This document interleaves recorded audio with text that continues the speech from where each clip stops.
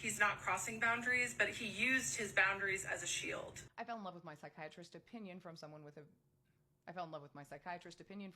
diagnosed personality disorder as well as ADHD. Final part. Now that was an interesting statement because I'll admit it, I have borderline personality disorder. I didn't like boundaries for a very large part of my life, so maybe I just don't understand it. I need somebody to explain this. However, the way that she says this, well, he used his boundaries as a shield. That's how I use mine. Is that not how we're supposed to be using them?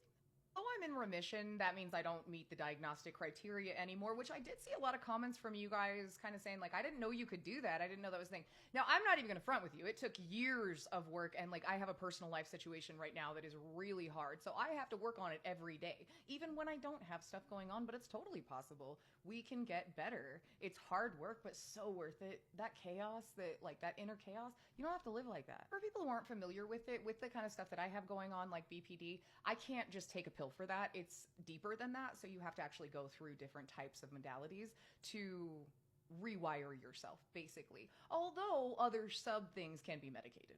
But that's another thing here is that people have brought up, I have to be really careful with that because if I want to go and do something for my ADHD, I have to make sure that it's not going to aggravate the other stuff. You know what I mean? It's, like I said, I keep saying it, it's complicated. He would, like, walk up to the ethical line and then slam a boundary down when I got too close. I think it's interesting here. You can see more of that twisting and that sort of thing because if you don't cross that line, then you have maintained your ethics. And when you slam down that boundary, you're maintaining your ethics. But she calls it a nasty boundary, and you can tell she really just doesn't like boundaries unless she's kind of using them incorrectly.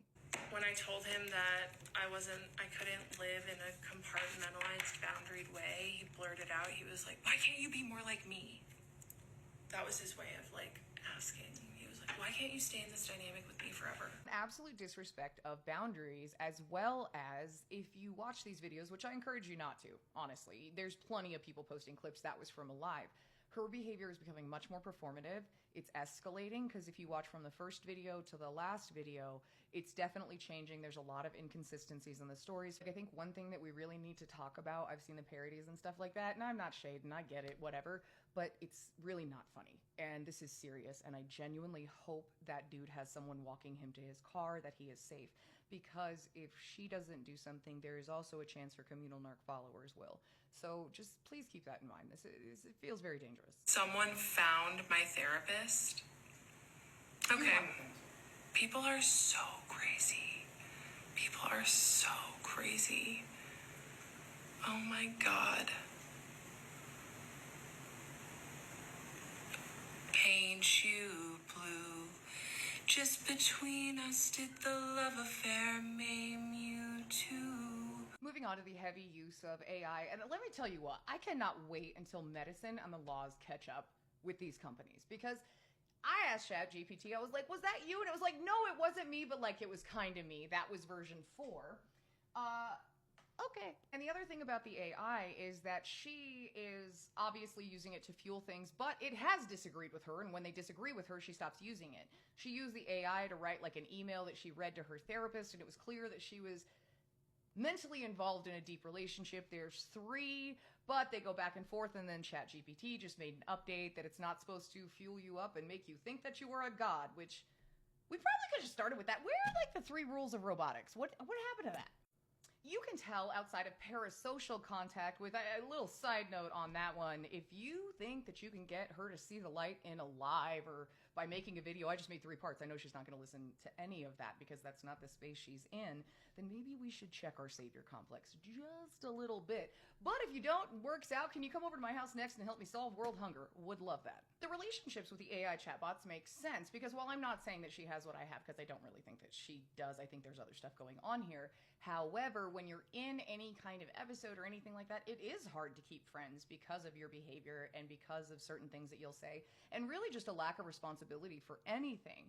So she goes in for her like final appointment. Maintains that he knew that she was in love with him the whole time, and that's like where the ethical boundary got crossed. But in the live she did tonight, she discloses that they did not talk about her feelings until their in-person appointments, and they only had 4 in-person appointments at the end of their doctor-patient relationship. Why, thank you for that, Mrs. Bonadonna Bartleby. She has a song about her and will be tagged in the comments so you can go watch the rest of that video. So the story's starting to change. Like I said, there's going to be a lot of performance now. And at first it was a little different, but moving on, it's changing into something else because things are escalating, right? Before those in-person appointments, she claims that she was not only sending him emails about being in love with him, talking to him on Zoom, because most of the appointments were Zoom, about being in love with him, and that she made a recording at an in-person appointment describing a very inappropriate dream, which I'm going to reiterate this, if there was a recording, one, if it exists, you would have heard it by now, unless it made her look bad, or two, it doesn't exist. All of that, we're getting to the final appointment. She walks in and makes a big dramatic thing that she had probably been thinking about and coming up with for days, but in my experience, that big dramatic thing was another form of manipulation because she's on the inside probably hoping he's going to drop to his knee and propose. He's in love. I finally called it out. And then I said, after you set the boundary of us having a professional patient-doctor relationship and I accepted your boundary, you let me in and engaged deeper with me than ever before. And he interrupted me and he said, tell me the ways I let you in. I was like, what? I would almost bet my favorite pair of Crocs, and I really like them, that it was not said in that way if it was said at all. Not to mention if someone is coming in, and she describes storming in, it's a very dramatic situation, and accusing him of this, I think it's fair to ask, how do you feel that I did this? Then she goes into more of the explanation. She's just mad he enforced boundaries with her. It's exhausting and draining. You get to live in your compartmentalized, boundaried world, and I'm not like that. And what does this man do? He blurts out, why can't you be more like me? Once again, I am taken aback.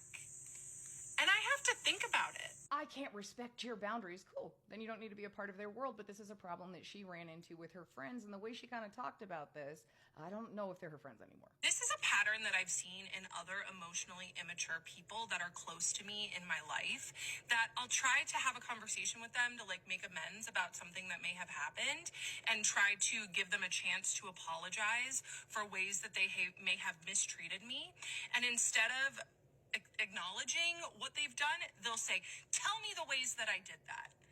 It's happened more than once after psychiatrist said that. I think it's reasonable if you're demanding an apology to tell people why you want that apology, and judging by everything else, did they really do that? Maybe it's misconstrued, who knows? But again, there is one constant in all of this. But that was it for this one. I just really hope that this person gets the help that they need. I don't find this funny. I find it really sad and really dangerous. Hope you have a good day, and I'll see you soon.